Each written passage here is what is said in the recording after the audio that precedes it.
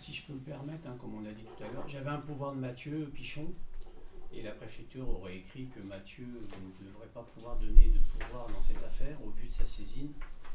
Donc du coup, on est un peu dans le flou. Je maintiens sa demande. Si je ne l'ai pas, de toute façon, Alors, dans le je cadre prendrai le éventuellement pouvoir d'Isabelle Nézé. D'accord. Dans le cadre d'un conflit d'intérêts, Mathieu n'a pas le droit de voter. Oui, Et il n'a pas le droit, au même titre, il n'a pas le droit d'être présent. Mais Ça, bon, c'est fait. Il a expliqué à la préfecture que lui avait aucun intérêt. C'est ce qu'ils nous ont dans cette répondu. affaire. Donc voilà. Donc voilà. Bon, je vous transmets. De toute façon, je pense que sur le vote, ce ne sera pas décisif. Donc je vous le maintiens si vous voulez que son pouvoir soit pris. S'il n'est pas pris officiellement, techniquement, c'est accepté. Le vote de Mathieu est refusé. Voilà. Donc, si vous êtes d'accord, on va demander au secrétaire de séance Christelle Poirot et Thierry, s'il est d'accord.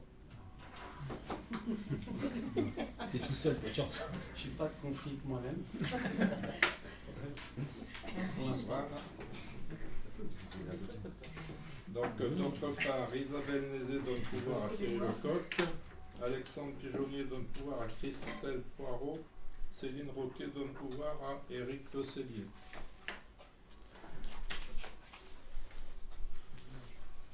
Alors, le but de cette séance, ça va aller assez vite, je pense, c'est le retrait de la délibération qui est numéro 2023-05-15-13 relative à la vente de la zone communale constructible dite les Bleds Beaulieu. Donc il est demandé aux membres du conseil de bien vouloir retirer cette délibération. En conséquence, nous allons voter pour ça. Qui est contre? Alors Daniel, comme je t'ai demandé tout à l'heure, j'aurai une déclaration à faire au nom des 4 membres de la position. Je peux la faire après si vous voulez le vote. Oui, c'est pas gênant.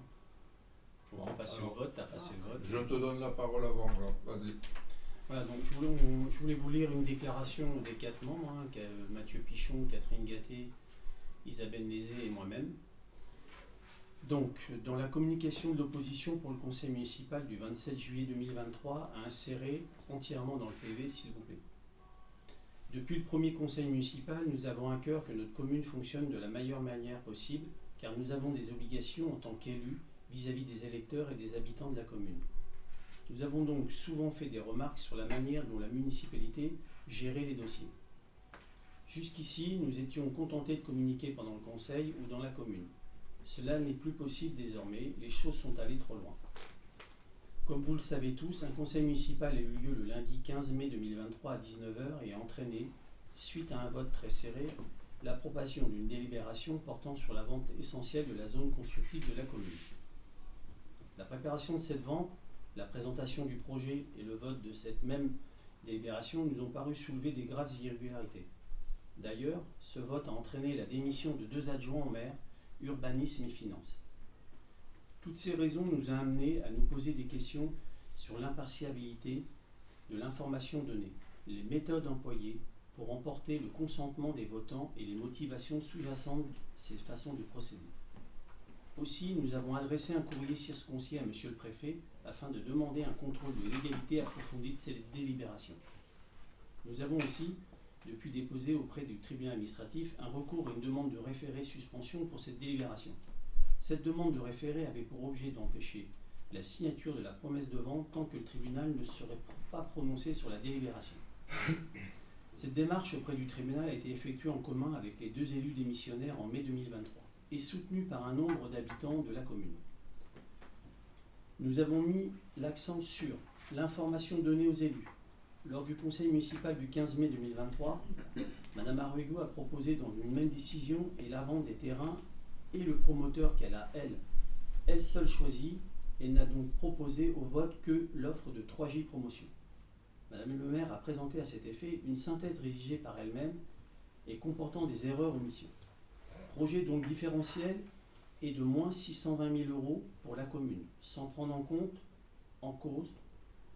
la clause de revoyure, le prix dans le cadre des fouilles archéologiques complémentaires, qui risque d'augmenter le différentiel entre les 2 offres, car nous savions que toutes ces fouilles archéologiques complémentaires étaient effectivement demandées.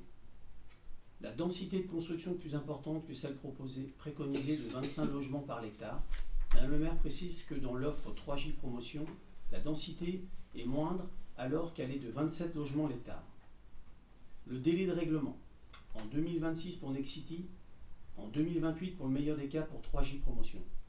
Nous sommes plus longs avec 3J promotion et un nouveau PLUI sera applicable à partir de 2025-2026. Madame le maire précise que l'étude environnementale n'est pas une condition suspensive, mais les permis d'aménager ne seront pas délivrés si l'étude environnementale n'est pas validée.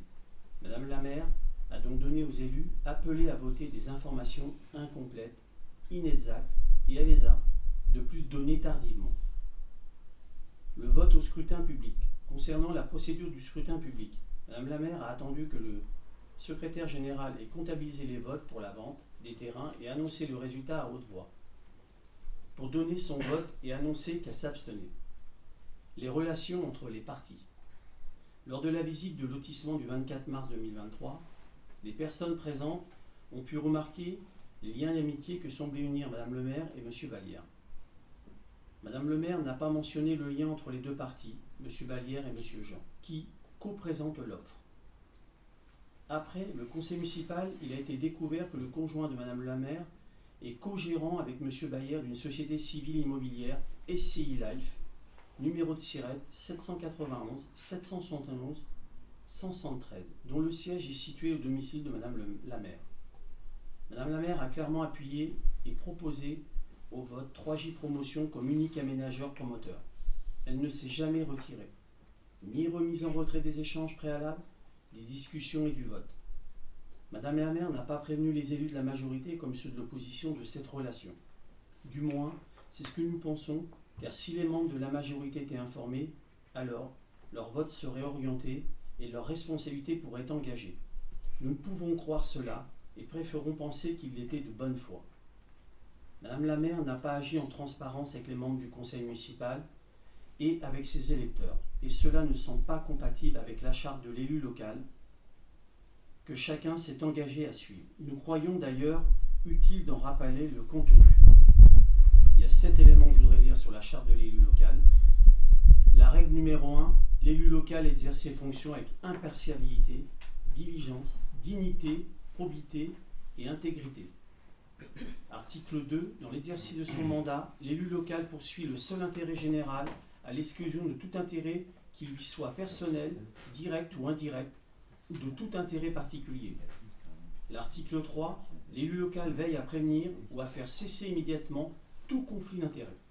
Lorsque ses intérêts personnels sont en cause dans les affaires soumises à l'organe délibérant, dont il est membre, l'élu local s'engage à les faire connaître avant le débat et le vote. Article 4. L'élu local s'engage à ne pas utiliser les ressources et les moyens mis à sa disposition pour l'exercice de son mandat ou de ses fonctions à d'autres fins. Article 5. Dans l'exercice de ses fonctions, l'élu local s'abstient de prendre des mesures lui accordant un avantage personnel ou professionnel futur après la cession de son mandat ou de ses fonctions. Article 6. L'élu local participe avec assiduité aux réunions de l'organe délibérant et des instances au sein desquelles il a été désigné. Article 7. Issu du suffrage universel, l'élu local reste responsable de ses actes pour la durée de son mandat devant l'ensemble des citoyens de la collectivité territoriale, à qui il rend compte des actes et décisions pris le cadre dans ses fonctions. Le lendemain de la réception de la convocation au tribunal pour le référé suspension, Madame la maire a convoqué un conseil municipal non prévu à cet été, avec un unique point en jour, le retrait de la libération concernée. Et ainsi établi, sans aucune ambiguïté, la gravité de la situation et la nécessité de notre intervention. Merci. D'accord. Donc tu nous donneras une copie de Oui. ce... Oui, je lui donnerai le texte après. Donc cette demande de retrait, c'est sur demande de la préfecture, hein, donc on va en retirer la délibération si toutefois vous en êtes d'accord, bien sûr. Donc on va passer au vote hein, pour bien vouloir retirer cette délibération. Qui est contre? Qui s'abstient? Je vous remercie. Donc j'aurais bien deux voix. D'autres questions? Il y a une question qui a été posée par Thierry. Oui. je ne sais pas si vous étiez au courant tous, nous non, à l'opposition. Hein.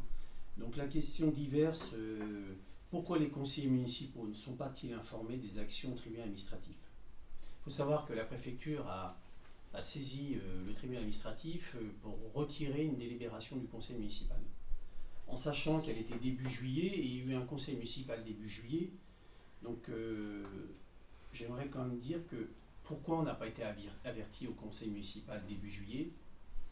Et il me semble qu'à l'existence d'une action de la préfecture en référé suspension contre la commune de Chiche-Beauville, hein, c'est vraiment pas de nous, hein, c'est la préfecture, a convoqué en audience du tribunal administratif le 5 juillet 2023 à 10h. Donc, nous n'avons pas été informés lors du conseil municipal du 3 juillet. Or, la municipalité avait pourtant bien dû recevoir la convocation à cette audience.